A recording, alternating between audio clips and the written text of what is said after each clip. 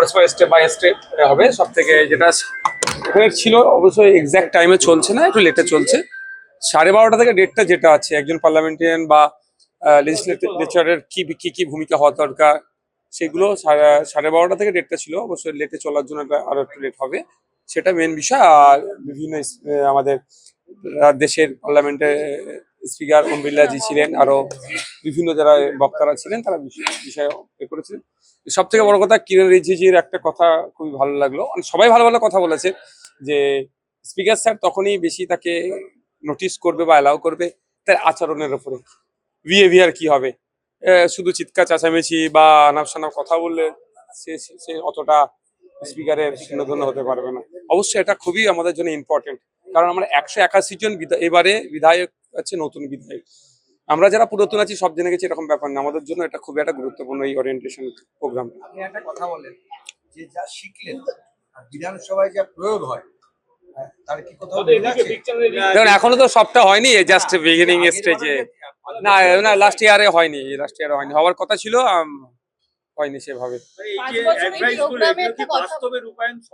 না, করতে হবে তো, করাটা তো দরকার। দেখুন আমরা একজন বিধানসভার থেকে প্রায় 3 লক্ষ 3.5 লক্ষ মানুষের জনপ্রতিনিধি হয়ে আসছি পশ্চিমবাংলার আইনসভার সদস্য হিসাবে। সুতরাং আমাদের আচার আচরণ, কথাবার্তা, কোনটা সংসদীয় শব্দ, অসংসদীয় শব্দ, কোনটা বলা যায় বা কোনটা বলা যায় না, সবথেকে বড় কথা হচ্ছে একটা স্ট্রিট কর্নারে একটা সমাবেশে যে বক্তব্য আমরা দিই, সেই বক্তব্য সেই আচরণ যদি আমরা এই পার্লামেন্টের মধ্যে অর্থাৎ আইনসভার মধ্যে করি, এটা তো তাহলে ডিফারেন্স হলো। ওইটাই হচ্ছে লিমিটেশন কোথায় আমাদের, সেটাই আজকে শিখাবে।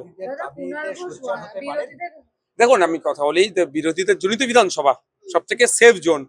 তবে আশা করব আজ এবং আগামীকাল যে ওরিয়েন্টেশন যে প্রোগ্রাম চলছে, যারা শাসক দলের বিশেষ করে নতুন বিধায়ক এসেছেন তারা তো একটু বেশি চিৎকার করে বিরোধীদের বক্তব্যের সময়, তারা বুঝতে পারবেন যে এই হাউসটা কি। আমরাও বুঝতে পারবো, আমিও শিখবো এখান থেকে। গত 5 বছরের যে অভিজ্ঞতার মধ্যে দিয়ে নওশাদ সিদ্দিকী গিয়েছে, তার কোনো পরিবর্তন হবে আগামী দিনে কি মনে হচ্ছে? যেটা আমি গত 5 বছরে দেখেছি, বিরোধীরা বলে শাসক চিৎকার করতো, এই 5 বছর সরি হয়নি, এই 1.5 মাসে যে বিধানসভা ওটাই চলছে। আপনারা কি এবার বলার সুযোগ পাবেন বলে আশা রাখছেন? বিগত দিনে তো সেইভাবে বলার সুযোগ পাওয়া হয়নি, যেগুলো তথ্যভিত্তিক যে কথাগুলো বলেছিলাম অনেক সময় সেই তথ্য পছন্দ হয়নি, চিৎকার চেঁচামেচি করেছিল। এবারে দেখা যাক কি হয়।